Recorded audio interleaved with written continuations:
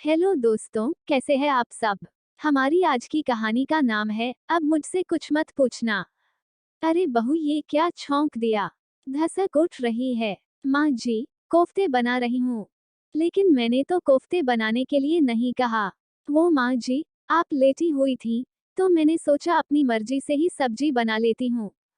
हाँ हाँ, अभी 4 दिन हुए नहीं इस घर में आए और अभी से अपनी मनमर्जी चलाने लगी तुम तो।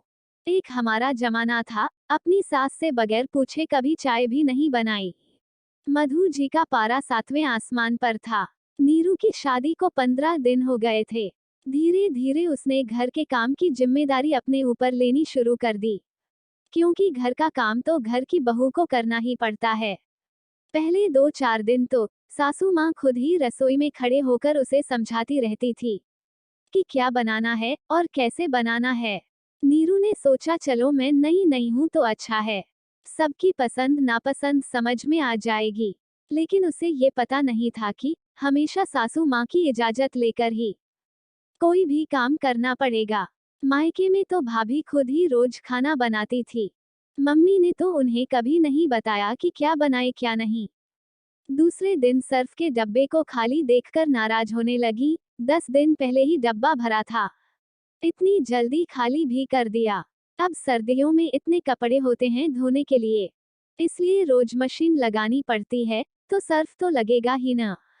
लेकिन सासू माँ को उससे भी शिकायत है।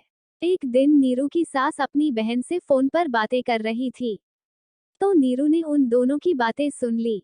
सासू माँ कह रही थी, बहन मैं तो अपने घर का सारा काम अपनी देख रेख में करवाती हूँ, नहीं तो बहू अपनी मनमर्जी करने लगेगी। तू भी अपनी बहू को कस के रखा कर, नहीं तो घर में तुम्हें कोई नहीं पूछेगा, हमारी तो कोई अहमियत ही नहीं रहेगी। अब धीरे धीरे नीरू को समझ आने लगा था कि सासू माँ को हर काम अपनी मर्जी से करवाने की आदत क्यों है। उसने मन ही मन कहा, चलो सासू माँ की ये इच्छा भी पूरी कर देते हैं। अगले दिन सुबह उठते ही नीरू ने सासू माँ से पूछा, माँ जी, चाय बना लूं क्या। हाँ बना लो, सासू माँ ने ऊँधते हुए कहा। चीनी कितनी डालूं। 1 चम्मच। थोड़ी देर बाद, माँ जी नाश्ते में क्या बनाना है। आलू की सब्जी और पराठे बना ले। सासू माँ खुश हो रही थी कि बहू आज तो सारे काम पूछ पूछ के कर रही है। वो पूजा करने के लिए बैठने ही वाली थी कि नीरू ने फिर आवाज लगाई, माँ जी, कितने आलू की सब्जी बनानी है। अब बहू इतना पूछ रही है तो सासू माँ भला कैसे न बताए।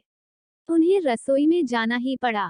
सारी चीजें बताकर जैसे ही बैठने लगी, नीरू ने फिर आवाज लगाई, माँ जी, जरा मशीन में सर्फ डाल दीजिए। मुझे तो अंदाजा ही नहीं है। उन्हें मजबूरन फिर उठना पड़ा। दोपहर को जैसे ही सासू माँ आराम करने के लिए लेटी, नीरू ने आवाज लगाई, माँ जी खाने में क्या बनाना है। बहू दाल चावल बना लो। थोड़ी देर बाद, माँ जी कौन सी दाल बनाऊं, मूंग की या उड़द की। मूंग की बना लो, सासू माँ ने खींचते हुए कहा। आज न तो वो ढंग से पूजा कर पाई, न ही आराम कर पाई। नीरू मन ही मन मुस्कुरा रही थी, लेकिन साथ ही उसे सासू माँ को इस तरह परेशान करना अच्छा भी नहीं लग रहा था। अब तो पानी सर से ऊपर हो गया। शाम को फिर वही शुरू हो गया, माँ जी खाने में क्या बनाना है, सब्जी में कौन कौन से मसाले डालने हैं, दूध गर्म दूं या ठंडा। सासू माँ ने जोर से चिल्लाते हुए कहा, बहू, अब मुझसे कुछ मत पूछना। न सुबह से थोड़ी देर आराम से बैठने दिया, न टीवी देखने दिया, और तो और भगवान का नाम भी शांति से नहीं ले पाई। लेकिन माँ जी, आपने ही तो कहा था कि मुझसे पूछे बिना कोई काम मत करना। हाँ कहा था, तो क्या सारा दिन मेरी चक्री बनाओगी। जो बनाना है जैसे बनाना है बना लो, बस समय पर सारा काम हो जाना चाहिए। नीरू मुस्कुराते हुए रसोई में चली गई। धन्यवाद।